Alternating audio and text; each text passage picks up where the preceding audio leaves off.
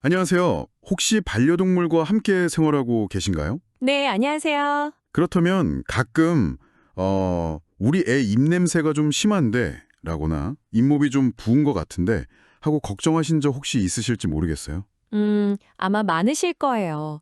실제로 통계를 보면요. 고양이는 열에 7, 개는 열에 8마리가 치주 질환을 앓는다고 하니까요. 와, 진짜 흔하네요. 네, 정말 흔한데 또 쉽게 놓치기도 하는 문제죠. 그래서 오늘 저희가 좀 깊이 파헤쳐 볼 자료는요.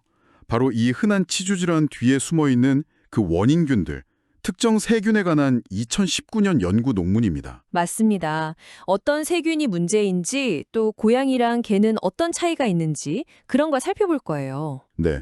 그리고 이 정보가 결국 반려동물과 함께 사는 여러분께 왜 중요한지 그 핵심을 좀 알아보려고 합니다.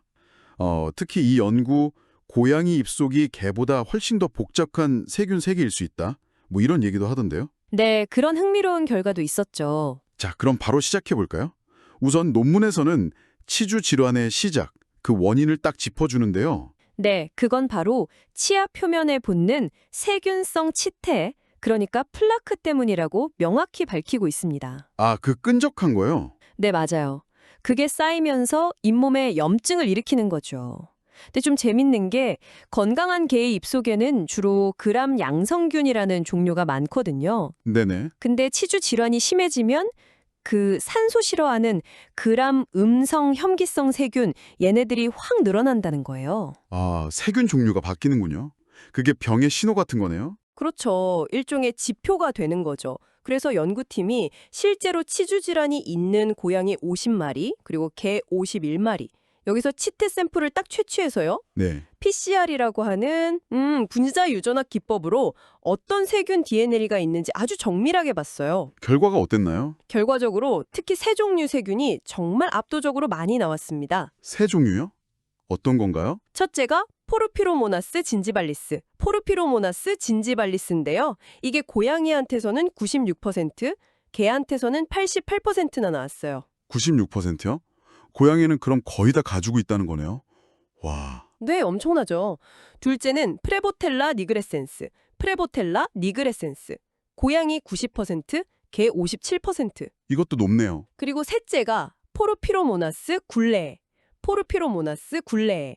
고양이 70%, 개 39%에서 발견됐죠. 이 셋이 핵심 주범이다. 이렇게 볼 수 있는 거예요. 이야. 근데 방금 첫 번째 말씀하신 피진지발리스, 그거 혹시 사람한테도 잇몸병 일으키는 걸로 유명한 그거 아닌가요? 네, 바로 그거예요. 그 점이 정말 중요합니다. 사람의 주요 치주염 원인균 중 하나잖아요. 네. 근데 그게 반려동물에서도 이렇게나 흔하게 발견된다는 건 이게 그냥 입안에 살기만 하는 게 아니라 실제로 병을 일으키는데 아주 중요한 역할을 한다. 이런 강력한 증거가 되는 거죠. 뭐랄까, 기회만 노리는 요주의 세균인 셈이에요. 그렇군요. 근데 방금 말씀해 주신 비율들 보니까 고양이랑 개에서 검출률 차이가 좀 큰 세균들도 있는 것 같은데요? 아, 맞아요. 잘 보셨어요.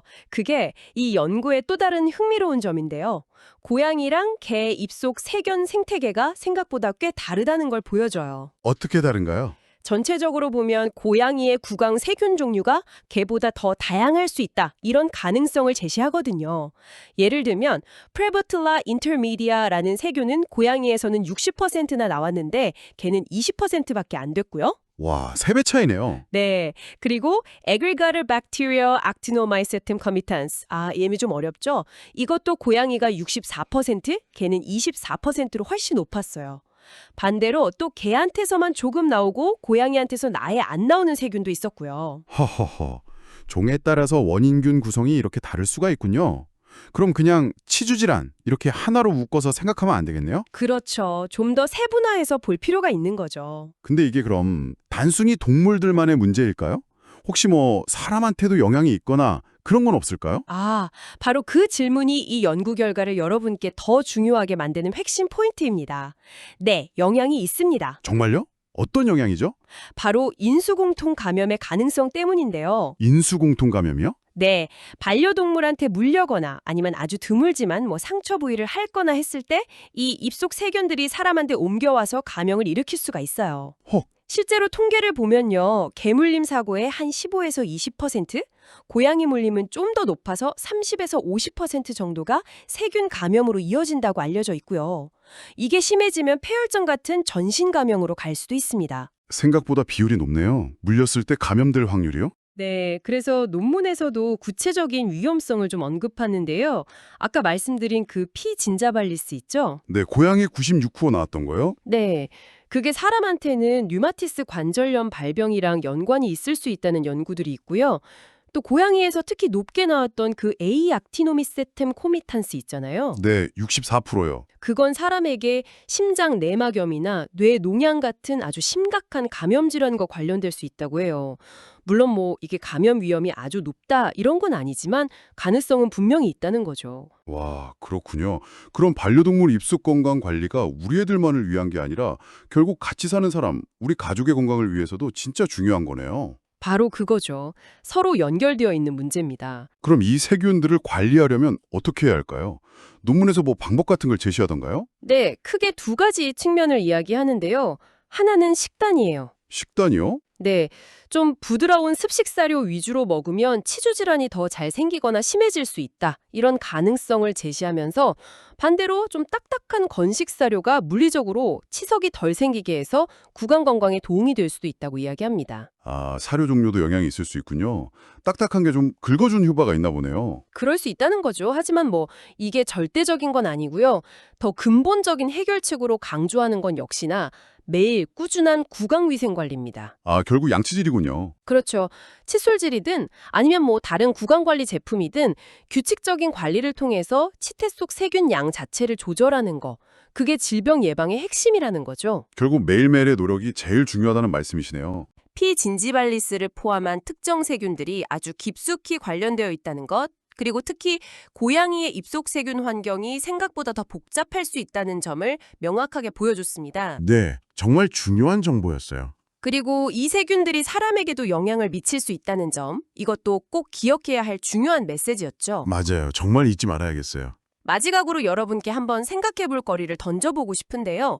이 연구에서 식단이 영향을 줄 수 있다고 했잖아요. 네, 건사료, 습사료 이야기 나왔었죠. 그렇죠. 그렇다면 좀 더 나아가서 구체적으로 어떤 사료 성분이 어떤 세균의 성장을 더 촉진하거나 혹은 억제할 수 있을까요? 예를 들면 뭐 특정 단백질 종류라든지 아니면 탄수화물 종류가 영향을 미칠까요? 또 그 원리는 뭘까요? 아, 정말 흥미로운 질문이네요. 특정 성분이 특정 세균에 미치는 영향이라. 네, 만약 이런 부분을 더 깊이 파헤칠 수 있다면 앞으로 반려동물을 위한 맞춤형 구강관리법, 뭐 예를 들어 특정 사료를 추천한다거나 하는데 아주 중요한 단서가 되지 않을까 그런 생각을 해봅니다.